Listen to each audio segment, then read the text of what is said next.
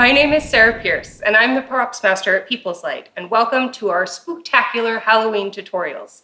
Today, I'm going to show you how to make homes for your spider friends.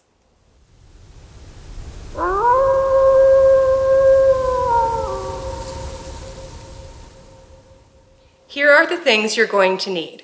Paper for masking off your space, balloons, 1 or 2 colors of yarn, cardboard, scissors, 2 Tupperwares or bowls, white glue, tape, a pin, hot glue, and of course, your spiders. So, the first thing we need to do is identify our workspace.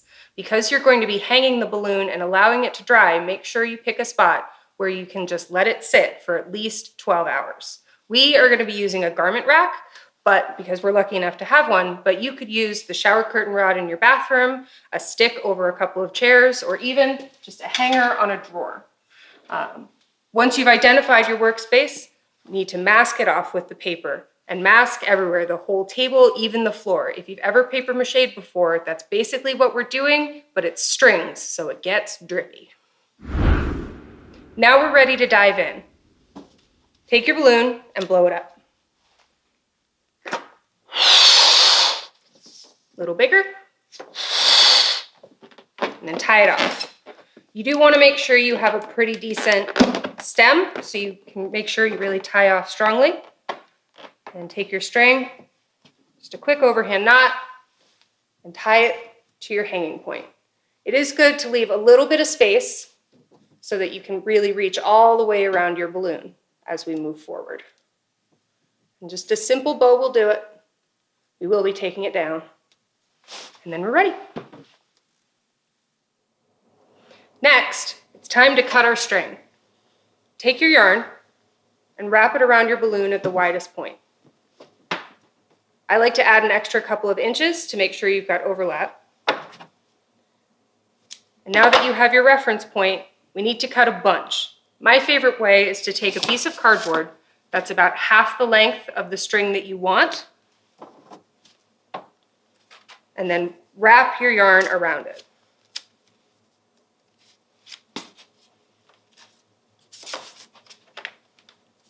When I was doing this is about 12 inches wide, and I ended up covering almost the whole thing, but I'm doing the speedy version right now.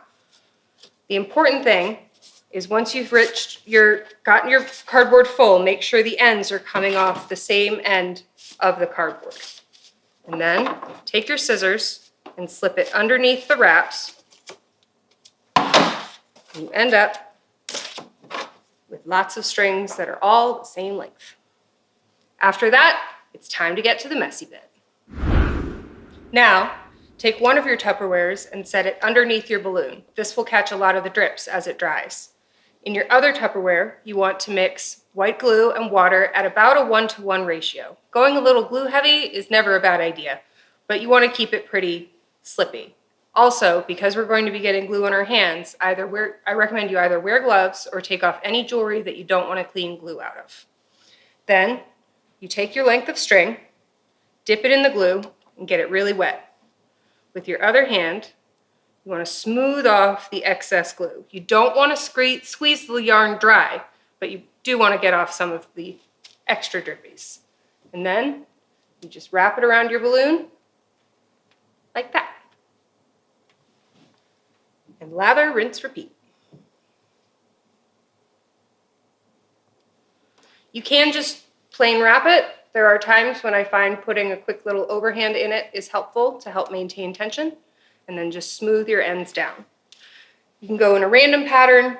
You can pick a particular direction to reinforce, however the spirit of the season moves you.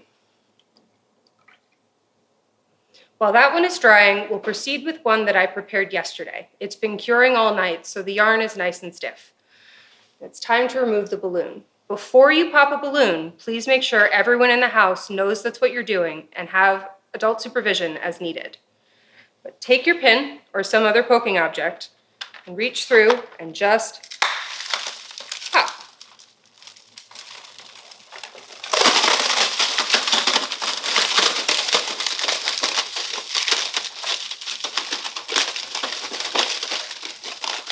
It is sticking to the balloon a little bit, so using the back end of your pin to help disconnect it from the yarn gently is helpful.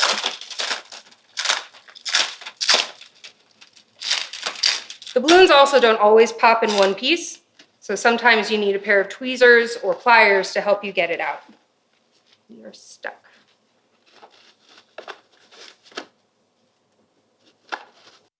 One hour later. Ta-da! Once you have the balloon out, take another piece of your yarn or whatever you would like to use as your hanging point and feed it through your webbing. And now you have your nest. And it's time to bring your spider friends home. I got my spiders at Target, but you can find them at any craft store, party store, or dollar store. We are going to be working with hot glue, so remember, hot glue is hot, so please take care while working with it and make sure you have someone around. Just take your spider, add a little spot, and stick it to your nest. It generally works best if you aim for a spot where the yarn is pretty dense, but you can also use them to stick down any loose ends that may be still kicking around now that it's dry. You just keep doing that until your spider condo is fully populated. And you're all set. Don't forget to share your spooktacular decorations with us at People's Light on Facebook and Instagram. And remember to visit our website to enter our Halloween decoration contest for a chance to win fabulous prizes. And don't forget to have a happy Halloween!